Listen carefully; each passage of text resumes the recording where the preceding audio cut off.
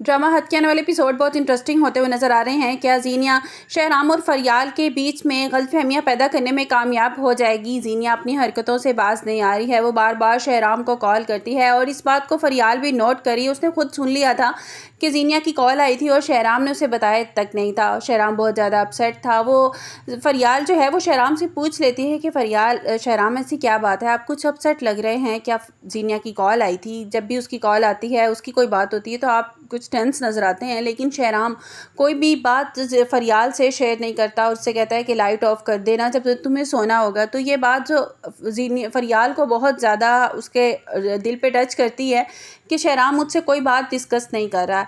तो जैसे जैसे वो कहती है कि जैसे जैसे जीनिया आपके नज़दीक आती जा रही है, आपको कॉल करती है, आप अपसेट रहना शुरू हो गए हैं, मुझसे बातें छुपाना शुरू हो गए हैं, मेरे जहन में बहुत से सवालात खड़े होना शुरू हो गए हैं कि जीनिया के बारे में। जीनिया अगर कोई भी आपसे बात करती है, आपको कॉल करती है, तो आप मुझसे शेयर क्यों नहीं करते? शहराम, मेरे दिमाग में, मेरे जहन में बातें पैदा होना शुरू हो गई हैं, ये गलतफहमियाँ पैदा होना शुरू हो गई हैं हम दोनों के बीच में। तो अब देखना यह है कि क्या जीनिया वाकई ही शहराम और उसके बीच में गलतफहमियाँ पैदा करने में कामयाब हो जाएगी। जीनिया जो है वो बहुत चालाक लड़की है। वो एक प्लान सोचती है। वो शहराम को कॉल करती है, बार बार कॉल करती है। शहराम उससे कहता है कि जीनिया, तुम आखिर मुझसे क्या चाहती हो? तो जीनिया कहती है कि शहराम, मैं तुमसे शादी करना चाहती हूँ, मैं तुम्हारी ज़िंदगी में वापस आना चाहती हूँ। जो कुछ भी हमारी ज़िंदगी में हो गया भूल जाओ। अगर फरियाल तुम्हारी ज़िंदगी में आ भी गई है ना, मैं उसे भी बर्दाश्त करने के लिए तैयार हूँ। तुम मुझे अपनी ज़िंदगी में शामिल कर लो। जिससे शहराम कहता है कि मैं तुम्हें अपनी ज़िंदगी में हरगिज़ शामिल नहीं करूँगा। जिस पे जीनिया जो है वो एक प्लानिंग करती है। वो शहराम को मिलने के लिए बुलाती है, उससे कहती है कि शहराम, मुझे तुमसे मिलना है, मैं तुमसे मिल के बात करना चाहती हूँ, मुझसे एक बार मिल लो। वो बड़ी चालाकी से ये सारी गेम खेलने वाली है। वहाँ पे वो फरियाल को भी कॉल कर देगी और फरियाल जब वहाँ पे शहराम और जीनिया को एक साथ देखेगी तो उसके दिल में, जो दिमाग में गलतफहमी पैदा हो जाएगी कि शहराम जो है वो कोई बात भी मेरे साथ डिस्कस नहीं करता जीनिया के बारे में, कि जीनिया मुझे कॉल करी है, कोई बात मुझे बताना पसंद नहीं करता और अब ये रेस्टोरेंट में इससे मिलने के लिए आया बैठा है। तो ये गलतफहमी पैदा हो जाएगी शहराम और फरियाल के बीच में। और जीनिया जो है वो मॉल में शांजे और फ़ेरोज़ को देखती है और फ़ेरोज़ से कहती है कि फ़ेरोज़, सच में तुमने इस लड़की से शादी कर ली है? तुम्हें पता है कि ये मेंटली तौर पे सिक है। तो शहराम को, फ़ेरोज़ को इस बात का बहुत दुख होता है। वो जीनिया से कहता है कि मेंटली सिक तो तुम न लग रही हो मुझे, जो मियाँ बीवी के बीच में गलतफहमियाँ पैदा कर रही हो। तुम्हें क्या लगता है कि तुम इस तरह से मुझे बातें सुनाओगी तो क्या मैं शांजे को छोड़ दूँगा?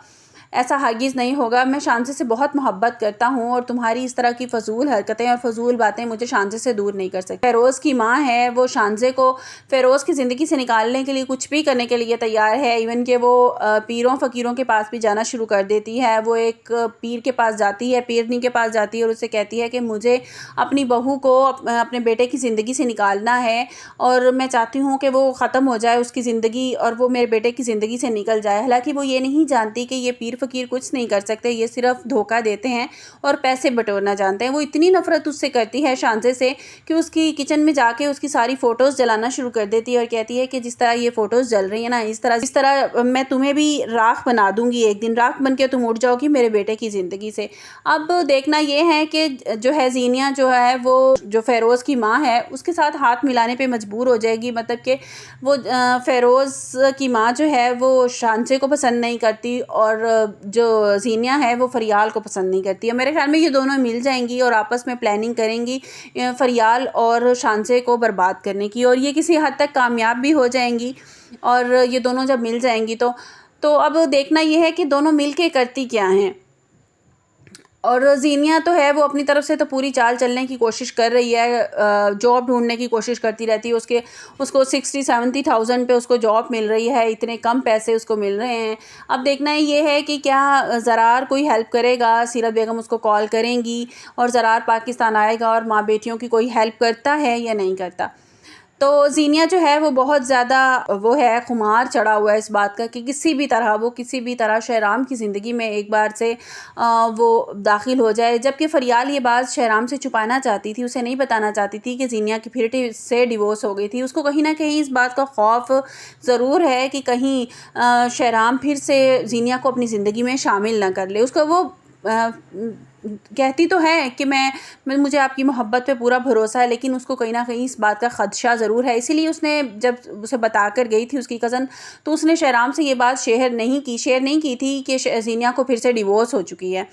तो अब ये बार बार जिस तरह जो है ज़ीनिया कॉल कर रही है शहराम को, और शहराम जो है वो सारी बात डिस्कस नहीं कर रही है करा फ़रियाल से, तो फ़रियाल बहुत ज़्यादा जो है अपसेट हो रही है और दोनों के बीच में रंजिशें पैदा होना शुरू हो गई हैं।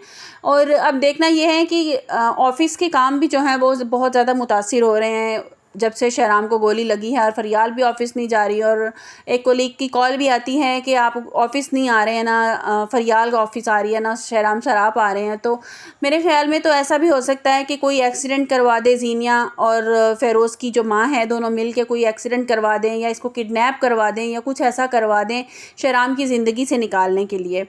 तो आप लोगों को क्या लगता है कि ऐसा क्या करेंगी दोनों मिलके? आपको मेरी वीडियो कैसी लगी? कमेंट्स बॉक्स में अपनी कीमती राय का इज़हार ज़रूर कीजिएगा। मिलते हैं एक नई वीडियो के साथ। अपना बहुत सा ख्याल रखिएगा। अल्लाह हाफ़िज़।